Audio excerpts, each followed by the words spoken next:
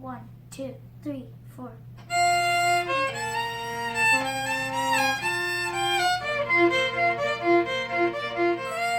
Emily, I want to talk about sort of how everything started with the fiddling, because you've been now doing this for how many years? Let's see, 5? 5 or 6? 5 or 6 years. Yeah. Okay, yeah. And I think Tetchen talked about he remembered starting when he saw preschool. He was in preschool. Yeah. I think he saw Ben and Keaton or.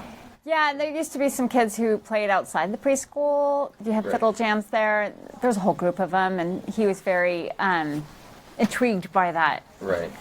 And I thought, well, he's just intrigued because he's 3. Right. Yeah. And I told him he had to wait because, I didn't want to jump into things that young because I didn't think that would last. But he was very steady about it. And so by the time we got to kindergarten, I said, all right, let's go. So he kept persisting. I mean, He persisted, yep.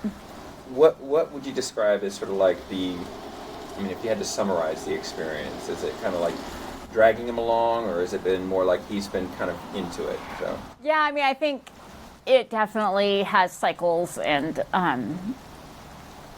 there have definitely been points where I had to be pretty, urging.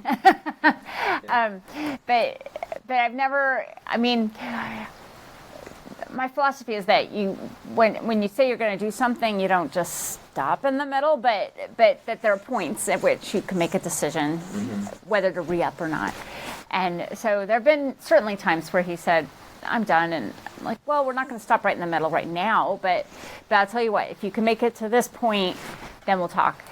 And we keep re-upping once we get there. So I think, he kind of cycles, because he's young, so he cycles in and out of interest about things. But I think that there is, he generally wants to continue. It's just like in certain moments when he's frustrated or, right. There's a lot going on and he feels like, maybe he wants to not have to practice for a bit.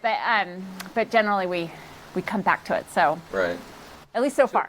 So far, so good. One of the things that I've noticed is with both of the kids is that you guys always come to lessons having practiced, and that is that you guys are easily some of the most consistent people. So I'm kind of interested in the routine of how you've made that happen.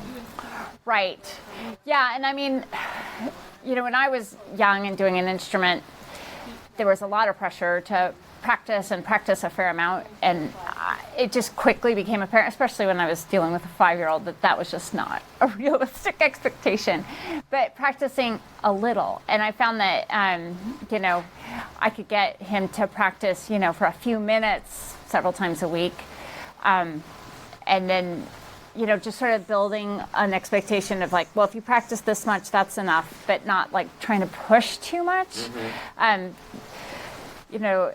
And we don't practice a huge amount, maybe like, 10 minutes for a practice. And then, and usually I try to do it like every other day. Right. And because that seems to be what he'll tolerate. Right. And, I feel like if you push past what he tolerates, well, then no one wins there. So, but I can, and Marnie kind of does her own thing. She's pretty self-sufficient in practicing. Right. Yeah.